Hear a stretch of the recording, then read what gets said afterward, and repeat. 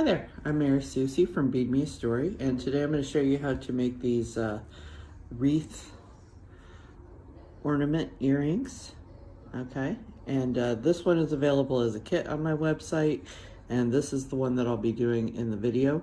I wanted to do this one because this is an original weave that I came up with on my own. It's a variation of a shaggy loop chain, but this variation allows for sculptural weaving to happen, and also when you use this weave with beads and things, it actually pushes the beads outwards and allows you to make them show a little bit more in your pieces. So this weave can be a chain, and it can be done with the rubber O-rings like you see here. You can see the little powder blue ones and the white ones I've got in here. Works really well with O-rings, but it also works really well with jump rings, and I make tassels and things like that out of it too. So there will be more to come with the all locked up weave, but for today, let's go ahead and get started making our little Christmas wreath earrings. Okay, so for all locked up, we want to basically start with making a shaggy loop.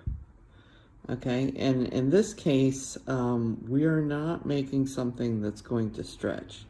I am using rubber O-rings, but the reason I'm using the rubber O-rings is to create a certain friction and stiffness to this piece that I wouldn't have if I was exclusively using metal rings, okay? So this is basically what a shaggy loop is, okay? One ring in the center, a rubber O-ring on either side. Okay, I'll just show you that real quickly. We don't want to spend a lot of time on that. I have lots of other tutorials that can show you how to make a shaggy loop chain. You should already know how to do it if you're attempting this.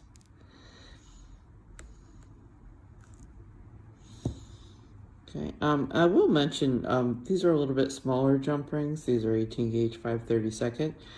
They can be a little bit more brittle. The smaller the jump ring is in a particular size, the more brittle it can become.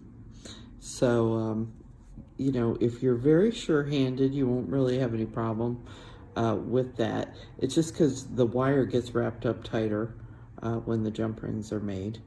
So it's more prone to breakage. But if you're confident with your hands and opening and closing jump rings, and you're not doing it in a whole lot of motions, then you should be fine and you shouldn't break a lot. If you are breaking a lot, it's probably because you're doing a lot of back and forth. The more times back and forth you go with the jump ring, the more likely you are to break one. Okay, so you see how this is working? I pick up an O-ring, I pass through the last jump ring in the row, I pick up a second O-ring and close. You could pick up 2 O-rings at a time, but then you have to separate them. So I like doing it this way. You can do it whatever way you want. I pick up one. See how I need to be, there needs to be one on either side. So if I had picked up 2 and they were both laying over on this side, that's what I'm saying, I'd need to split those, okay? So I picked up one, passed through, pick up the second one. It's sitting on the other side. Okay, and it doesn't really get locked into place until I add the next row. Okay, so I just wanted to show you that briefly. I have a piece already made over here that's ready to go. And what I want to do now, I don't normally do this while I'm working on this project, but for your benefit in instructing you how to do this, I am going to add a paper clip. So see how I'm just passing the paper clip through the jump ring that's at the top, and that's allowing all of these little O-rings to hang down. Okay, and I want to do that because all locked up is a weave that I invented on my own. Now, you could just say it's not really its own weave, it's just an enhanced shaggy loop chain, but I've found that by using this, what it does is produces a situation where it gives extra body to the piece, of shaggy loop by adding extra 2 rings on every row. And if you just had a shaggy loop, things kind of just hang down. Okay, by adding these extra rings, we're gonna take our little O-rings that are hanging off the sides here and push them out. So this works really well to make tassels with and do all sorts of different kinds of things. And that's why it is just a weave variation, but it really has some unique behaviors that I think you will see the benefit of. And that's why I wanted to get this into a video so you could see it. Okay, so here is my first ring up here, and it has 2 O-rings. Okay, so to start the all locked up part of this, I want to go down to the second jump ring. Okay, so I go down through the second jump ring, and see how this O-ring is hanging over here on the side? I want to pass through that O-ring. Okay. And now that doesn't dangle off the side, that's kind of locked in place. Okay, like I said, by adding these rings, we're adding some body to the piece. Okay, so you see this one hanging out over the side. Other thing I want to mention is occasionally I will add beads to this part of the all locked up, which you can do. We're not going to do it for this project, but I do it in several of my projects. Now I'm on the other side of that second jump ring, and I'm going to add another jump ring, and I'm going to link to the O-ring that's on the other side.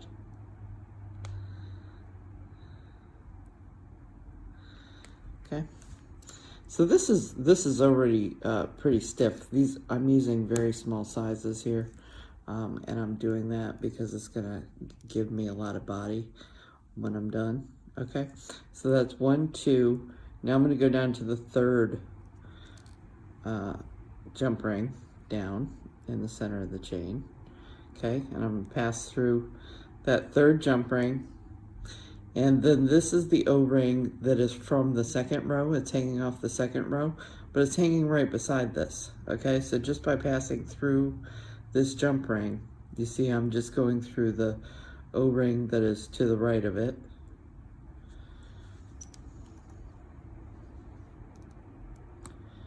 And we'll close. And I'm gonna do that again.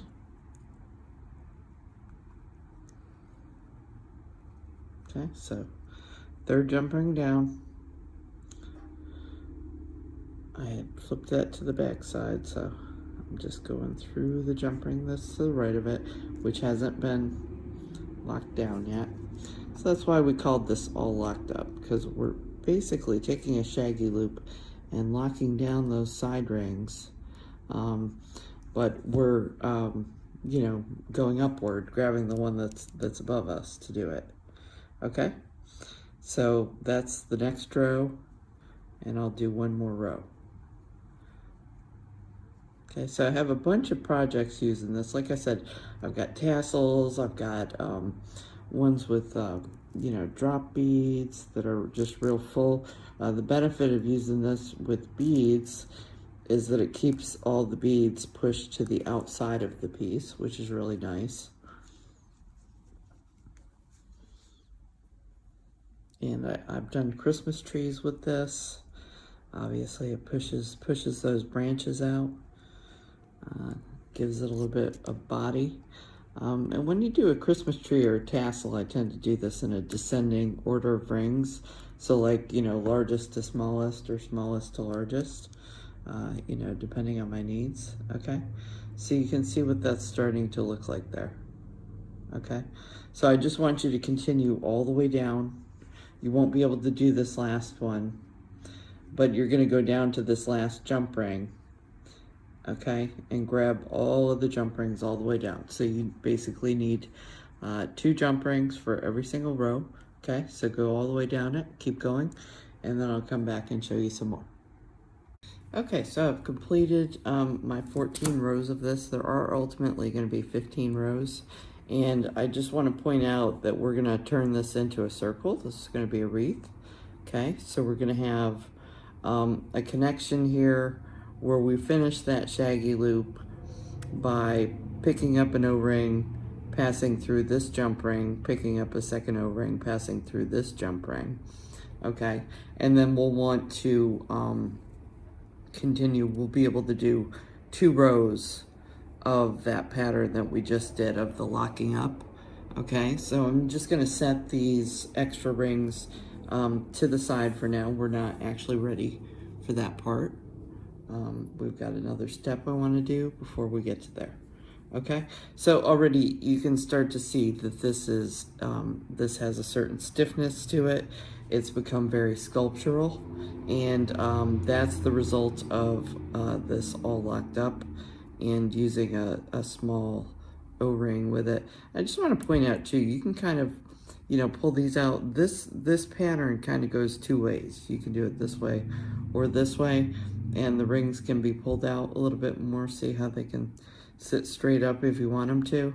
Okay, so this is a sculptural thing, and you can have a lot of fun with it. It has some different behaviors that you can really play with. Okay, I'm gonna throw out some beads here. These are 3.4 millimeter drop beads from Miyuki. That's the only size I would recommend using. And we are going to do the same thing we just did in the last row. Okay, so I'm gonna come back and I'm gonna start going through row 2, jump ring again. I'm just gonna mimic this jump ring that I added. Okay, so this jump ring here, we're gonna just put one beside it that goes through that row 2 and through the O-ring. And this time it's going to have a drop bead on it. Okay, so.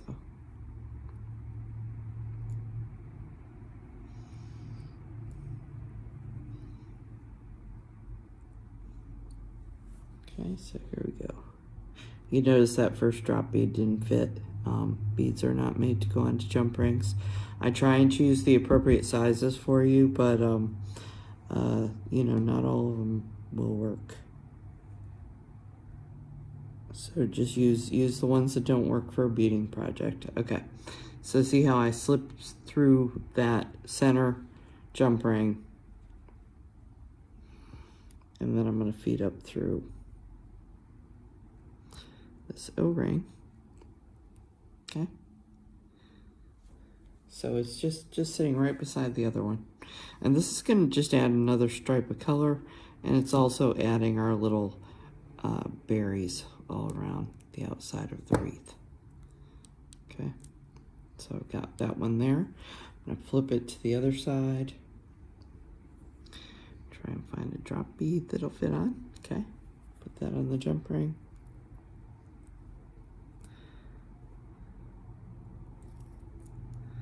Oops. Okay, slide through the center row.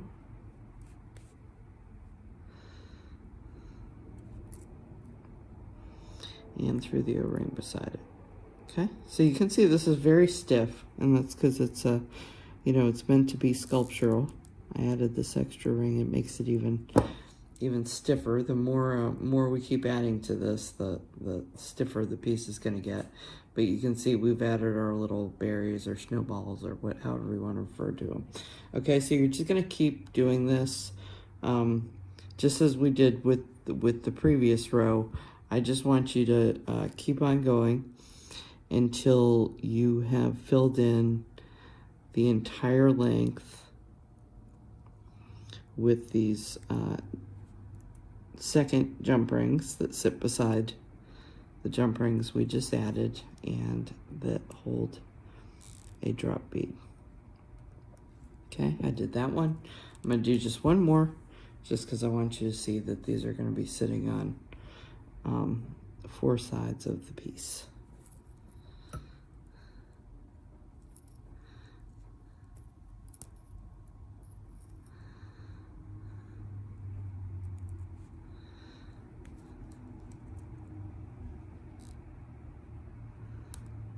Okay, so So there we go. All right, so I want you to see there's one, you know, front here, back here, side, side. And that's because each row of that center row is perpendicular. You know, you have a ring sitting this way, then you have one sitting vertically, and so on and so forth. So anyway, keep filling this in, and then I'll be back to show you a bit more. Okay, I just want to chime in real quickly here, and I want to mention one more thing.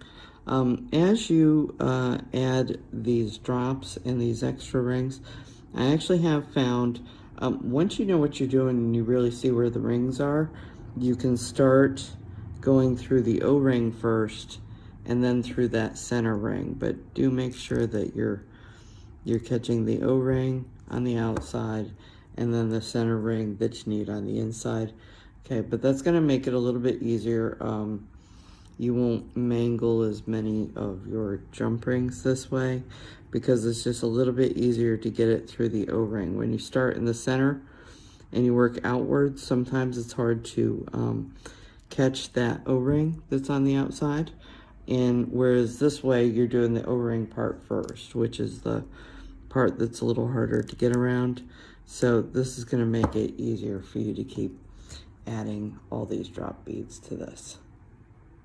Okay, so I've finished adding my drops the whole way down, and then of course before we discuss the fact that we are going to connect this into a circle. So I'm going to take off the paper clip now. Like I said, you could tell sometimes it was a little in my way. That was really for your benefit to see that all locked up, and you know how the rings hang down and how you connect up to the next one. Okay, and whoops, I forgot to put my O-rings on either side of this. So I pass through between the O-rings on this side, okay, and I'm adding the rings. And then on this other side, it doesn't, the O-rings are already locked down, okay? So we're just connecting this into a circle. So try not to break your beads or your other rings or anything else while you do that last piece, because it's tight in there now. Okay. So I do want to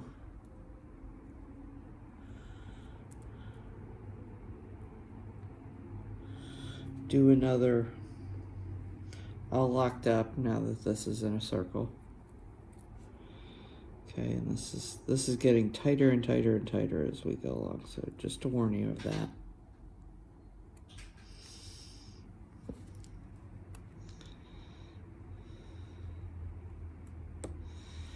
Okay, we're going there.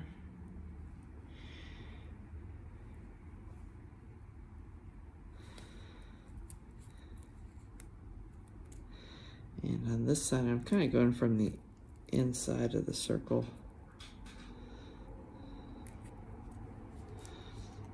Okay, and out to here, and that may very well be all we can do. You know, as long as this is all tight and nicely filled in. There is another one here. Actually, I can at least get it on the outside, and then up to you whether you want to do it on the inside. I don't think anybody will see it. This is one of those projects where you gotta kind of go by feel. This gets really tight, and just so you know, most of the other all locked ups are not tight like this. This is a sculptural piece, so it's kind of out of the ordinary that way. Okay, so now we've got all that where we want it to be. Now I looked at a bunch of colored bows, and I'll show you a couple.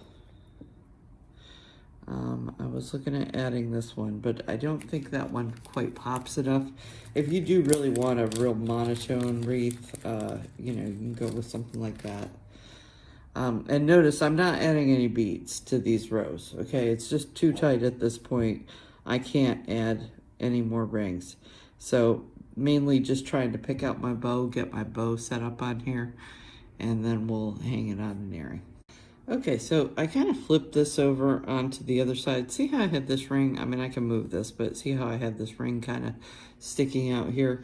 I'm just gonna flip it to the other side, and I did feel like I had a good place where I could connect the bow from this side. Once you get to this point, this is totally a by feel thing, okay? So you need to determine how to decorate your wreath with your little bow. Okay, so I see that up here, see how I've got a nice looking jump ring that's just hanging up there, and I'm using a smaller size jump ring to connect this. Okay, now my little bow is sitting on my wreath. If you have little flowers or anything, you can always try decorating these wreaths even more than I have them. And now I'm going to take a slightly larger jump ring. This is 18 gauge 3/16. I happened to pick up a matte one, but this one's just going in the background. So I'm going to turn it to the back, okay? And I'm going to look for a place. I want my ring to be sitting in this direction, okay? So side to side. So I'm looking at either connecting, I think I'm going to connect to this O-ring up here. I think that'll be the easiest place where it's not going to move around, and it'll hang nicely from the ear wire. Okay, so I'll just show you here that I can go ahead and stick on an ear wire instead of opening the bottom of it.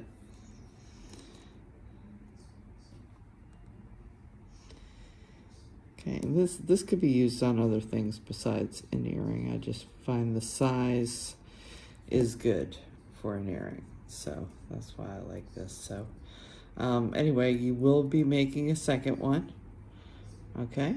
But here is your finished Christmas wreath earring. I hope you've learned a lot from this, particularly the beginning part.